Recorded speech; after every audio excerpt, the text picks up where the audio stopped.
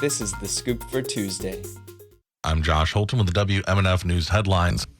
Orange juice and tourists. Those are the two things most at risk for Florida in the trade dispute between the U.S. and Canada, even as the two countries agreed to pause their threatened tariffs for a month. Tom Hudson reports. If there is American orange juice in Canada, odds are it came from Florida, and it would be more expensive if the two countries do not settle their trade tensions. When President Donald Trump threatened to put a 25% tariff on Canadian goods, Canada retaliated with its own threat on American goods. Prime Minister Justin Trudeau specifically warned that Canadians may have to skip Florida's defining crop. Or foregoing Florida orange juice altogether. Florida exports tens of millions of dollars worth of orange juice to Canada, but the bigger economic risk is the import of Canadian tourists visiting Florida. Canadians were the number one international tourists here in 2023, responsible for hundreds of millions of dollars in spending.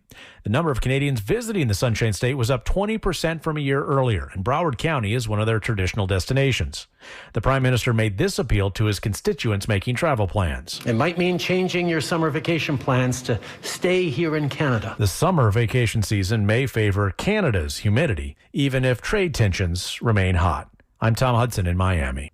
More than 100 people gathered yesterday outside Florida's capital to protest state and federal immigration actions.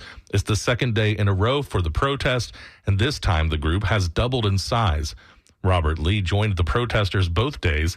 He was born in the United States, but his parents and siblings moved here from Central America.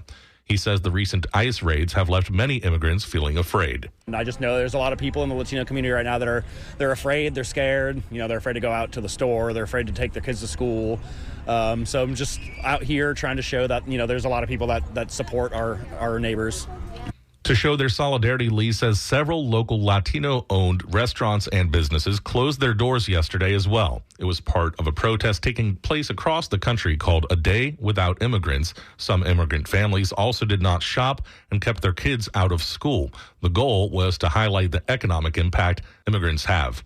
The first bell rings for about half of Florida's high school students before 7:30 a.m., while 2/3 start class before 8 a.m. Next year, that is supposed to change. A state law says high schools cannot start before 8:30, and middle schools can't start until 8.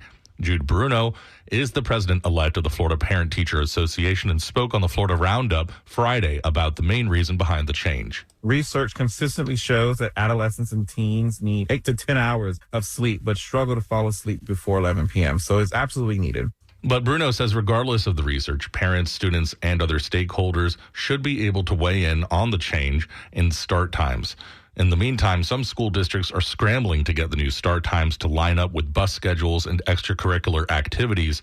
There are bills proposed also in the upcoming session to repeal the changing start times. Broward College has a new president. Natalie LaRoche-Pietri has more. The Board of Trustees unanimously voted Tori Alston to lead the college, which has 4 major campuses and about 56,000 students. Alston will succeed Gregory Hale, who abruptly resigned the post in 2023. A 2-time appointee of Governor Ron DeSantis, Alston was named to the Broward County Commission in 2021 and then the school board the following year, which he exited in November after losing re-election. Alston most recently led the Greater Miami Expressway Agency, which oversees 5 roadways in Miami-Dade and Monroe counties. I'm Natalie LaRoche-Pietri in Miami-Dade. The Lakeland Ledger reports an expansion of Interstate 4 from US 27 eastward and will begin soon, according to the Florida Department of Transportation.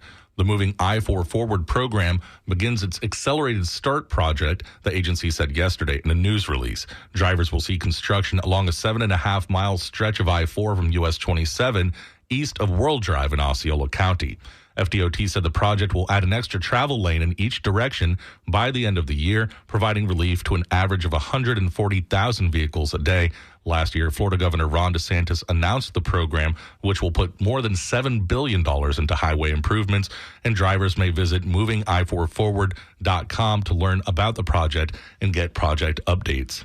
For weather, today will be partly cloudy with some mid-afternoon sunshine, highs in the mid-70s. Tonight will be mostly cloudy and foggy with overnight lows in the mid-60s, and we can expect some more cloudy weather tomorrow with highs in the mid-70s. I'm Josh Holton with the WMNF News headlines.